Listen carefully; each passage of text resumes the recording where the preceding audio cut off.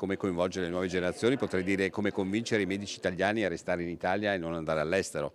Questo è un primo punto cogente, che vuol dire restituire dignità, come dire, sociale ed economica alle tutte le figure, non solamente i medici, non solo i medici, quindi infermieri, tecnici, operatori sanitari che lavorano all'interno del pianeta salute in Italia. Solo trattenendo i camici bianchi in fuga si può parlare di salute e di sistema universalistico. Questa è la convinzione di Gino Gerosa, una vita in corsia come cardiochirurgo e ora nuovo assessore alla sanità. La sua è una fotografia dall'interno.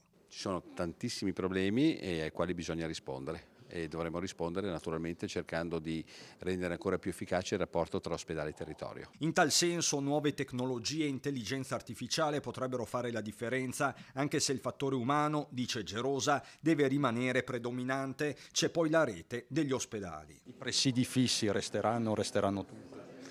L'ospedale non è una struttura fisica fatta di mattoni, l'ospedale è una struttura fatta di professionalità. Se fossi un cittadino vorrei delle eccellenze e delle professionalità che si prendono cura di me, non dei mattoni. Quindi prima le competenze, i talenti. Esatto. L'altro fronte caldo, quello delle liste d'attesa, con il professore che lascia intendere di essere pronto a chiedere di rivedere criteri e priorità. Nessuno ha la bacchetta magica, ma le rispondo con una parola. Le liste di attesa devono incontrare l'appropriatezza e su questo si gioca un'importante partita. È una partita con Roma, con il Ministero anche. Ma è una partita che intanto giochiamo qui.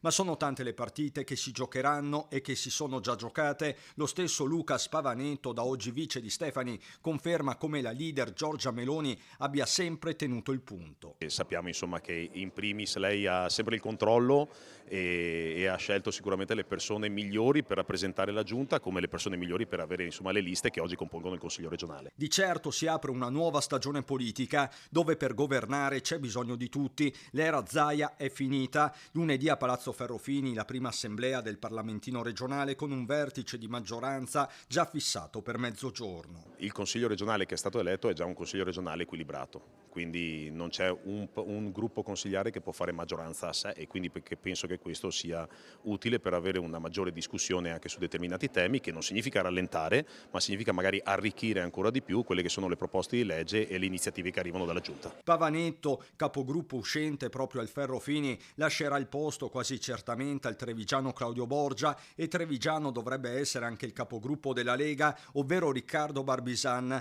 attuale vice segretario del Carroccio in Veneto. Quanto a Forza Italia, nei minuti e nelle ore precedenti all'ufficializzazione si sarebbe vissuto uno psicodramma. Roberto Rigoni Stern, dato quasi per certo, è stato alla fine scalzato da Elisa